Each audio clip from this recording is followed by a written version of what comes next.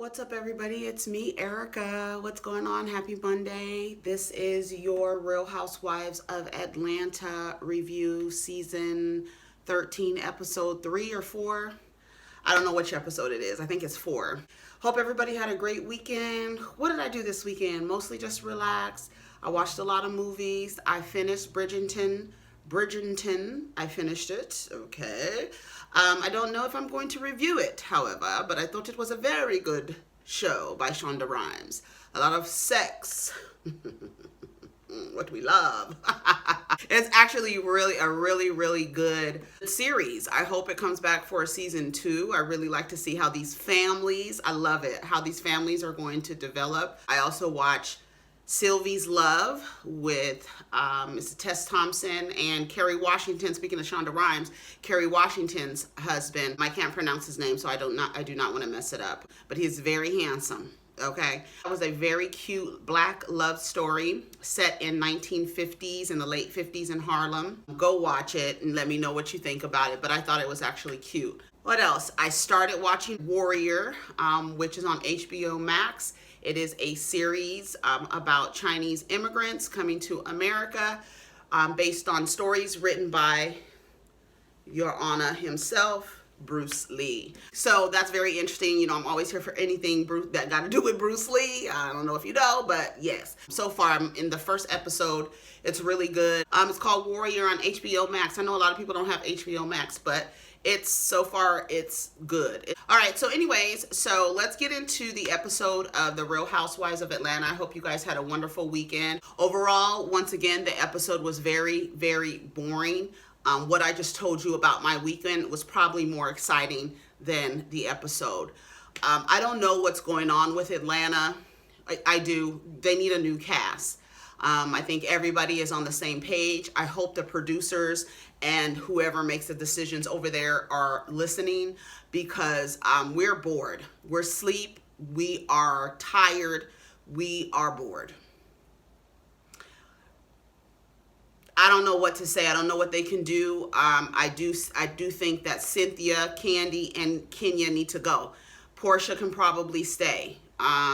She's the youngest of the group, and she can probably, turn around and have some more women who are in either on her intellectual level or in her age range. So I think that would be the only good thing, the best thing to do. I know people are probably shocked, like, ooh, keep Porsha, because y'all know how I feel about Porsha, but it only makes sense. Porsha has a lot of supporters. She seems to have a lot of supporters when Kenya is her enemy. And so last night I got into a few back and forth with people about Porsha. Same energy that people are bringing, that brought to that last city. I don't even want to say the city, honey. I got PTSD. I don't know. Let's talk about it. Let's get into it, because I'm bored. And I'm like, should I review every other week and do 2 in 1 so that at least the reviews can be at least more than 10 minutes? You know what I'm saying? I'm trying to make this longer, but girl, it's a mess. They start off, Riley lets her mother know she's not an academic scholar and she's street smart. Everybody knows that. Cynthia, Mallory, and Kenya go for yoga. I know you guys saw something that looked familiar in the yoga studio. I did. They had 2 tapestries that were exactly like this, although theirs was faded because it's laying up in some light.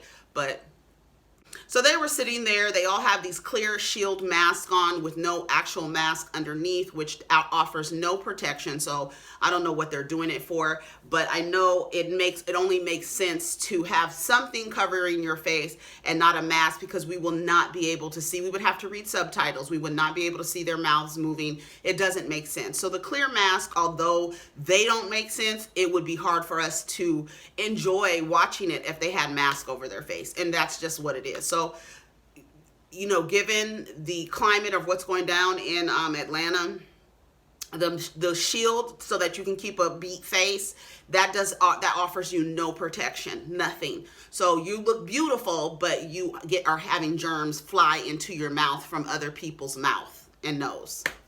So just FYI. Kenya is complaining about her hips and her not being able to move, I guess because she's not getting her back broke out by the narcissist husband. Cynthia, she starts sharing her issue with Mike and how he believes that she doesn't want to marry him. We already know what happened. Kenya just basically tells her, it sounds like you want a big to-do more than you want the date. Like, you're basically saying, if I can't get it filmed and if we can't do a big show about it, if we can't do a Cynthia's wedding special, in other words, then you don't want to get married on 10/10/20. Is that what you're saying? And Cynthia's all confused and she's acting like she's 19 years old about to get married for the first time, a virgin. That's what she's acting like. It's ridiculous. Mallory and Kenya are on the same side and they're trying to explain to Cynthia what it is, but we already know what happened. She just wants Kenya to be quiet and support her. Kenya was like, girl, okay, whatever, but you don't make sense. You just don't make sense. It doesn't make sense what you're saying.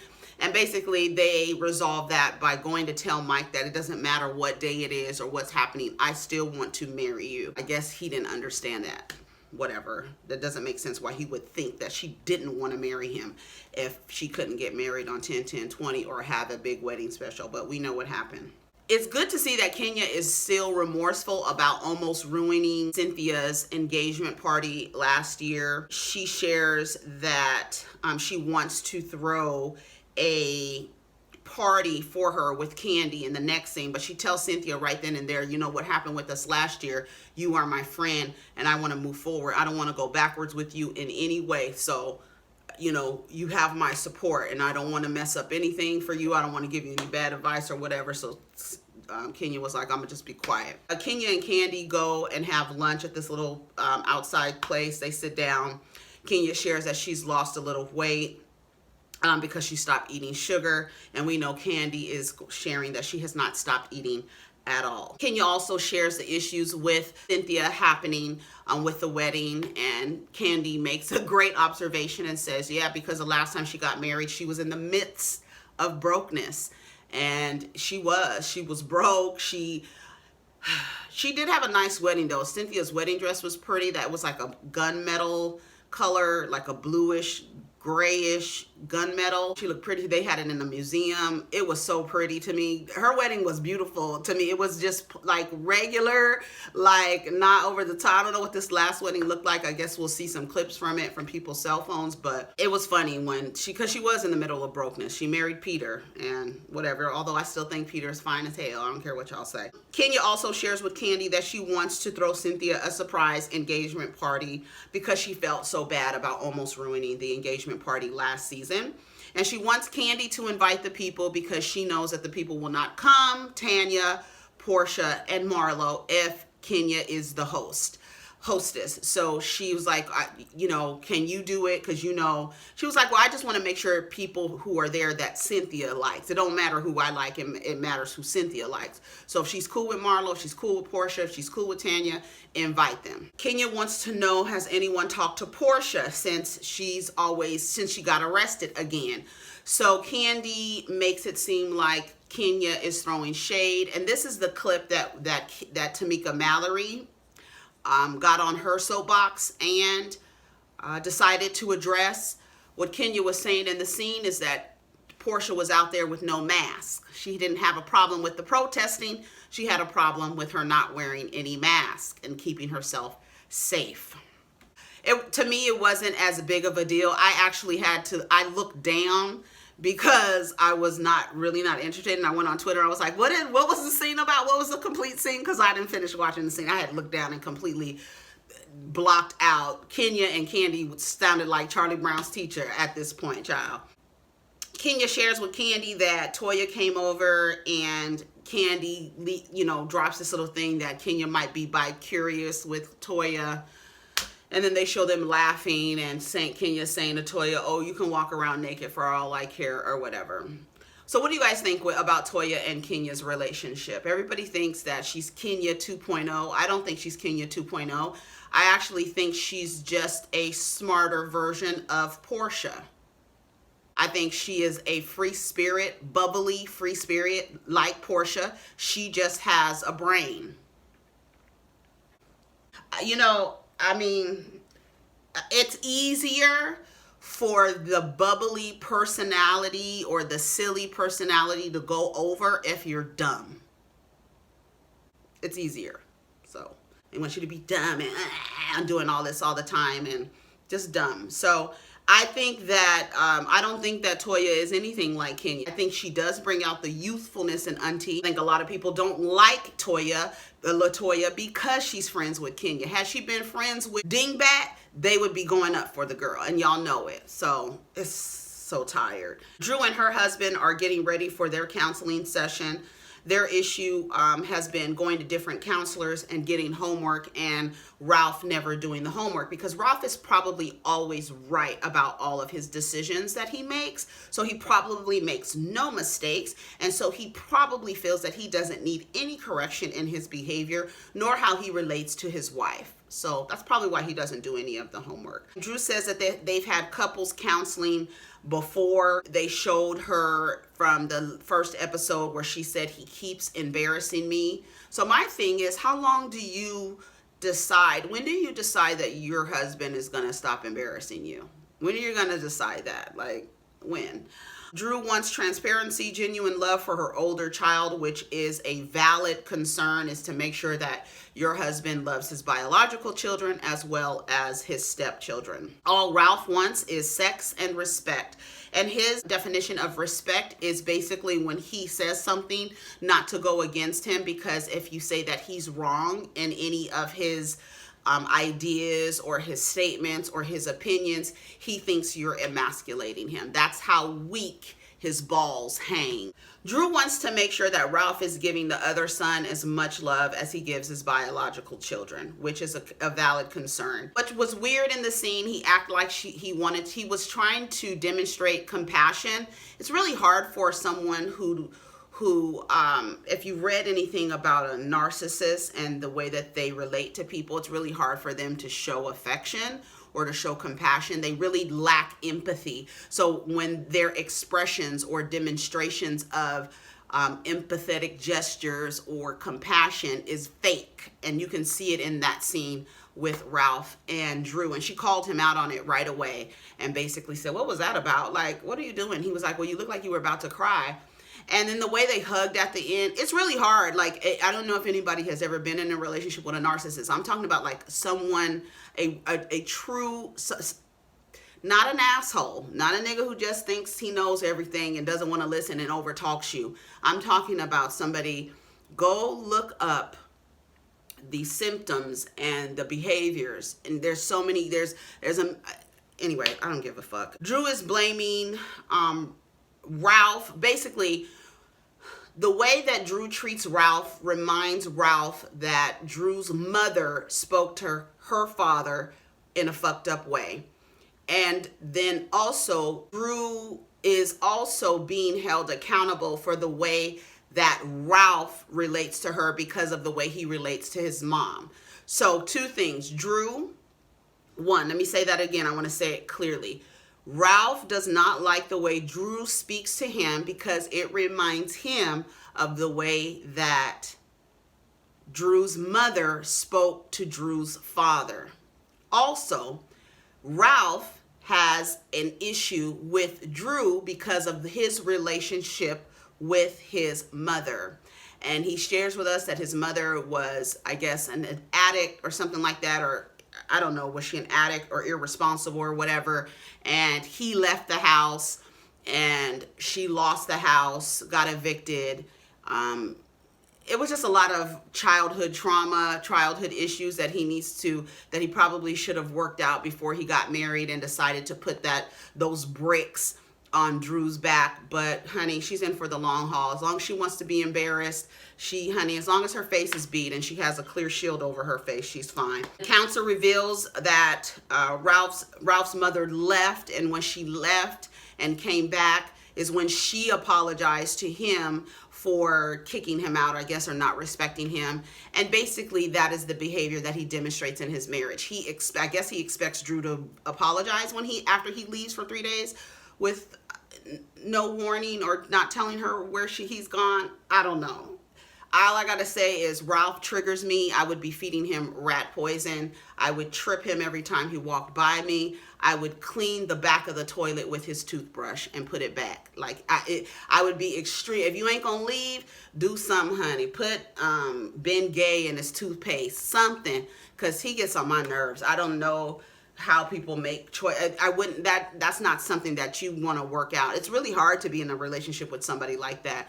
But you know, you've been there that long, I guess, whatever. The counselor wants to know what does he need to do to comfort Drew? And it's just very fake. There's no emotion there. And it's no emotion because he's a narcissist. They lack empathy. They lack empathy, where the people who are over empathetic, which are the highly sensitive people, they usually attract narcissists because of they do this push and pull relationship with a narcissist. The narcissist pushes and the empath pulls, right? They both have childhood trauma, right? But they approach it in different ways. And it's just a very wild dynamic, but you don't want to be in a relationship with a narcissist. And a lot of people use that word freely and flippantly. It's just not a thing that you want to be in a relationship. It's like being in the center of a tornado trying to organize. It's a mess. Lauren calls Cynthia to tell her that she's going to throw up a surprise party for Porsha to celebrate her going to jail for protesting and her birthday. Lauren doesn't want to invite Kenya, but she says she can come as long as she has good intentions. Kenya is one that can be cordial, but Kenya was about to bring a Rosa Parks doll. Kenya is silly and she's shady and nobody likes it. Nobody likes her sense of humor. Nobody likes it. Some people do, a lot of people don't. I'm so bored talking about this. I am not interested in this at all. I'm just letting y'all know. It's just a mess. Cynthia wanted to know if Kenya was coming because she would just come with her. Kenya says, let me just throw myself a party for all the stuff that I do, being shady. And Kenya's heart wasn't in the right place to go anyway. I think Lauren probably knew with all of the spectacle that she was going to do for Porsha, that Kenya would probably read into it and probably have a little attitude about it or throw shade about it. Just not be, you know, supportive of whatever Porsha has going on. She'd be shady about it. Kandi said the same thing. Maybe it's not for you to go. Kenya got mad. The producer, they didn't know. Lauren calls Cynthia at the last minute, tells Cynthia that, you know, Kenya is not invited anymore. Cynthia calls Kenya. Kenya looks mad. She starts kind of going off and was like saying different things and throwing shade up how she really felt. I mean, she doesn't have to like Porsha. Here's the thing. The relationship that Kenya and Porsha have is because of Porsha. Right? And I think Porsha is smart enough to know that if I keep Kenya as an enemy, I will have a lot of support. Right? Instead of befriending her and trying to act like you guys have some sense, she would rather Kenya be her enemy because she knows that people will support her. She knows that a lot of people do not like Kenya. So if I don't like Kenya, what is it? We're friends as long as we share the same enemy. It's the same thing. Ralph's father has a heart attack, and Ralph says to Drew that we're gonna have to figure out a way to grow together, and I just have to let you be you. You didn't know that? Okay. Tanya and Porsha and Marlo go to eat while they try to stall Porsha while Lauren decorates her house for the surprise. And that's pretty much it. Anyways, thank you for stopping by, and leave your comments down below. I mean, it's not much to talk about. All we can do is talk about, like, once again, Porsha's relevancy. She wasn't even trending last night the way that Kenya was trending last night. Kenya was trending because so many people have things to say about her. Whether you like her or not, the fact that she's trending speaks volumes to the people behind the desk who signed the checks and who signed the contracts. So as much as y'all love to hate Kenya, it would be in your best interest not to speak about her. Speak about the girl that you support. Speak about Porsha. Porsha was not trending last night. I mean, she was, but it was like Kenya had like over 30,000 tweets, and Porsha had about 1,500 tweets talking about her. And I watched it on the East Coast feed, so I don't know how she was trending. Maybe she was trending later. But if you support your girl like that, make her trend. Don't make Kenya trend. Y'all don't like Kenya. Don't make her trend. It's math, simple math. Anyways, y'all, I gotta go. Take care of each other. Protect your energy.